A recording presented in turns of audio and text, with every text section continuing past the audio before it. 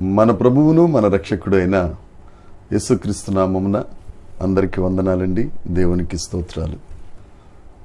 దేవుని కృప మరొక నూతన దినమును దేవుడు మనకు అనుగ్రహించినందుకు సమస్త మహిమ ఘనత ప్రభావములు యేసయ్యకే చెందునుగాక. ఆ గొప్ప దేవుడు ఈ నూతన దినములో మనకు అనుగ్రహించిన దేవుని యొక్క కృపావార్త, దేవుని యొక్క వాగ్దానము సామెతల గ్రంథము 4వ అధ్యాయము 22వ వచనము. దొరికిన వారికి అవి జీవమును వారి సర్వ శరీరమునకు ఆరోగ్యమును ఇచ్చును. దేవునికి మహిమ కలుగునుగాక, దేవునికి స్తోత్రం కలుగునుగాక. ఆ సర్వకృపానిధి అయిన దేవుడు, వాక్యమైన దేవుడు, మన దేవుడు ఈ దినాన మనతో మాట్లాడుతున్న మాట, ఎవరికైతే అవి దొరుకుతాయో వారికి జీవము, వారి సర్వ శరీరమునకు ఆరోగ్యం ఇస్తానని దేవుడు వాగ్దానం చేస్తున్నాడు. అవి దొరికిన వారికి ఏవి దొరకాలి? చాలామంది రకరకాల ఆలోచనలు, ప్రయత్నాలు చేస్తూ ఉంటారు ఈ దైనందిన జీవితంలో, ఈ లోకంలో.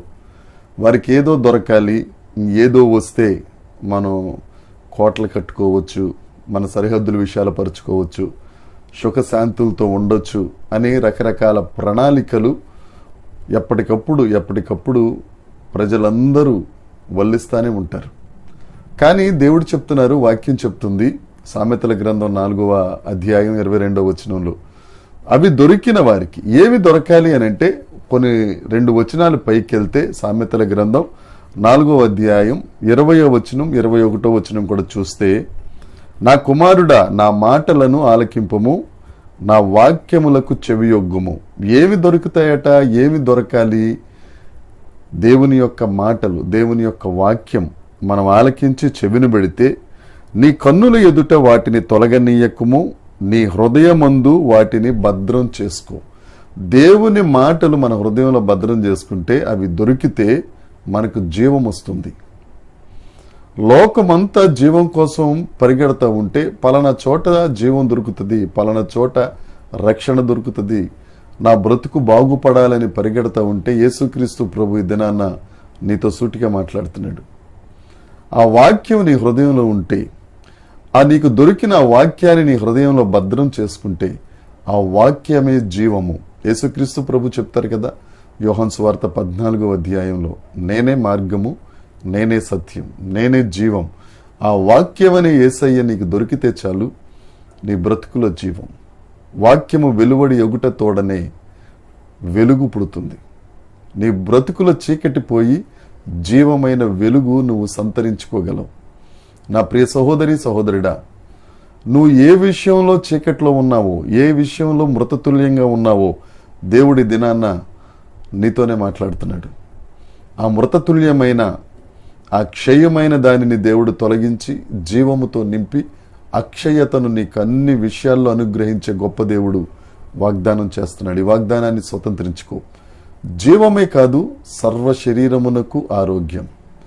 ఏ రోగాలతో ఉన్నావో, ఏ కుదరని రోగం నిన్ను బాధ పెడుతుందో ప్రియ సహోదరుడా, కొన్ని చెప్పుకోలేని రోగాలు, బాధలు, కుమిలిపోతున్నావేమో, యేసయ్య నీతో మాట్లాడుతున్నారు. వాక్యం నీ గుండెల్లో ఉంటే నీ సర్వ శరీరానికి ఆరోగ్యం, నీకు జీవం. ఆర్థిక ఇబ్బందులు అనే విషయంలో మరణించావా, దేవుడు అక్కడ నీకు జీవాన్ని ఇస్తాడు. ఆర్థిక ఇబ్బందుల వల్ల నీకు శరీరం కుంగిపోయి కుళ్ళిపోతుందా, నీకు ఆరోగ్యం ఇస్తాడు.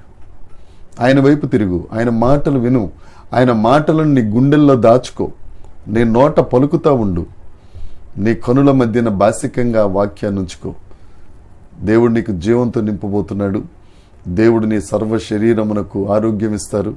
నీ ఎముకలకు సత్తు ఇచ్చి, నువ్వు ఎక్కడైతే ఒంటరైపోయి నీరసమైపోయి రకరకాల పరిస్థితుల్లో ఉన్నావో, ప్రతి ఒక్కరూ నీ దగ్గరికి పరిగెత్తుకొచ్చేటట్లుగా ఒక ఉన్నతమైన స్థాయిలో, ఉన్నత శిఖరాల మీద దేవుడు నిన్ను రాబో కాలంలో ఎక్కించబోతున్నారు.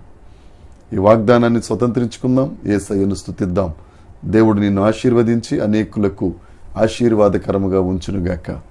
దేవుడు ఈ మాటలను దీవించునుగాక. దేవుని కృప మనలందరికీ తోడై ఉండునుగాక. ఆమేన్, ఆమేన్, ఆమేన్.